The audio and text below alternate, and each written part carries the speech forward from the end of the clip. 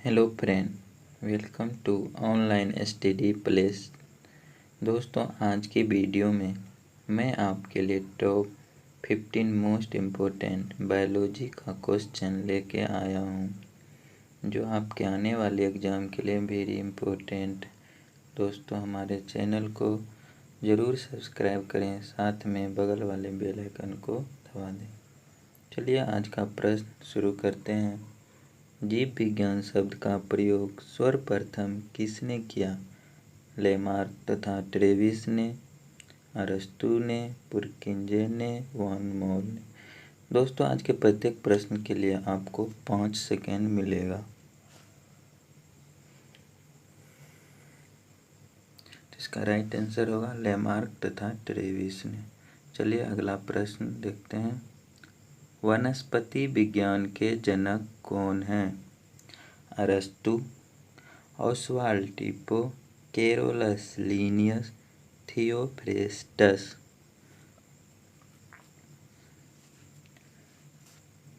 इसका right answer हो जाएगा थियोफ्रेस्टस।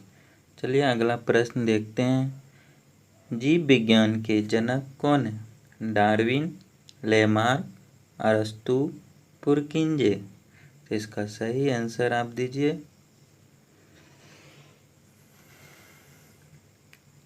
इसका राइट आंसर हो जाएगा ऑप्शन सी, अरस्तु। चलिए अगला प्रश्न देखते हैं। चिकित्सा शास्त्र के जनक हैं हिप्पोक्रेटस, लेमार्क, मेंडल, डार्विन। तो इसका सही जवाब दीजिए। इसका राइट आंसर हो जाएगा हिप्पोक्रेटस। चलिए अगला प्रश्न देखते हैं। जैव विकास को सर्वप्रथम किसने समझाया? Newton, Einstein, Charles Darwin, Lamarck. तो इसका राइट आंसर हो जाएगा लेमार्क, ऑप्शन डी। चलिए अगला प्रश्न देखते हैं।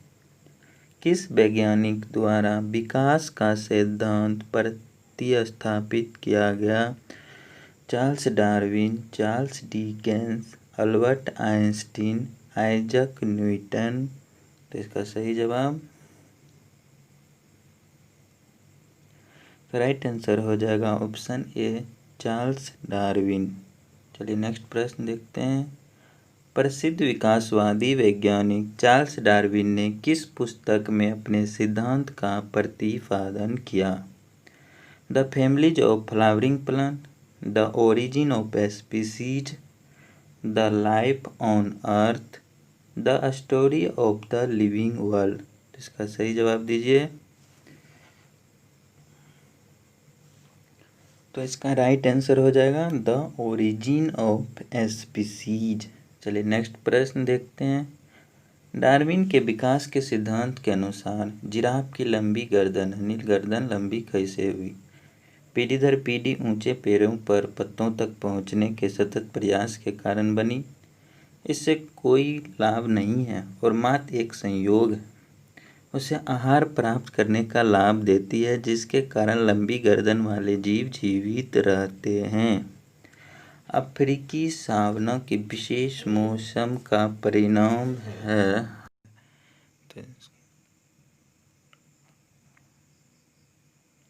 तो इसका राइट आंसर हो जाएगा ऑप्शन ए, पीढ़ी दर पीढ़ी ऊंचे पेड़ों पर पत्तों तक पहुंचने के लिए सतत प्रयास के कारण बनी। चलिए अगला प्रश्न देखते हैं। एक्सोबायोलॉजी किससे संबंधित है? बाह्य अंतरिक्ष में जीवन, पशुओं का जीवन, पौधों का जीवन, पृथ्वी पर मानव जीवन। तो इसका राइट आंसर हो जाएगा ऑप्शन ए, बाह्य अंतरिक्ष में जीवन। चलिए नेक्स्ट प्रश्न देखते हैं। जीवधारियों के वर्गीकरण के अध्ययन को कहा जाता है? हेर्पेटोलॉजी, वायरोलॉजी, टैक्सोनॉमी, फिजियोलॉजी।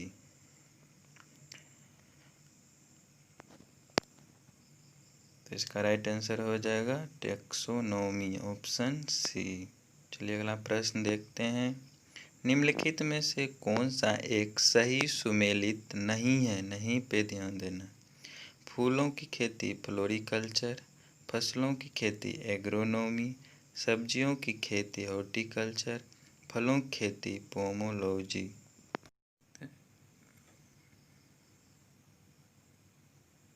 इसका राइट आंसर हो जाएगा सब्जियों की खेती हॉर्टिकल्चर नहीं, ओलोरीकल्चर कहा जाता है। ये है।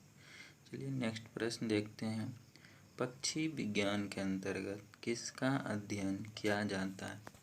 पक्षियों का, जानवरों का, कवक युक्त जीवों का, कीटों का। इसका राइट आंसर है ऑप्शन ए। चलिए अगला प्रश्न देखते हैं। डीएनए फिंगरप्रिंट का प्रयोग किसकी पहचान के लिए किया जाता है?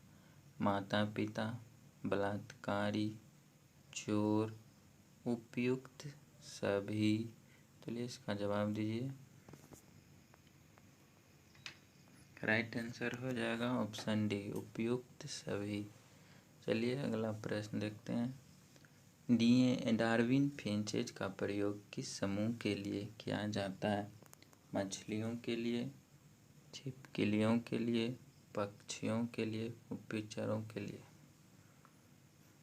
इसका राइट आंसर हो जाएगा ऑप्शन सी, पक्षियों के लिए। चलिए नेक्स्ट प्रश्न देखते हैं। ह्यूगो डी विरीज ने किस सिद्धांत का प्रतिपादन किया? जाति उद्वहन का सिद्धांत, विनिमय का सिद्धांत, प्राकृतिक चयन का सिद्धांत, उत्परिवर्तन का सिद्धांत। का राइट आंसर आप लोग दीजिए। तो इसका राइट आंसर हो जाएगा उत्परिवर्तन यानी म्यूटेशन का सिद्धांत। धन्यवाद। लाइक कर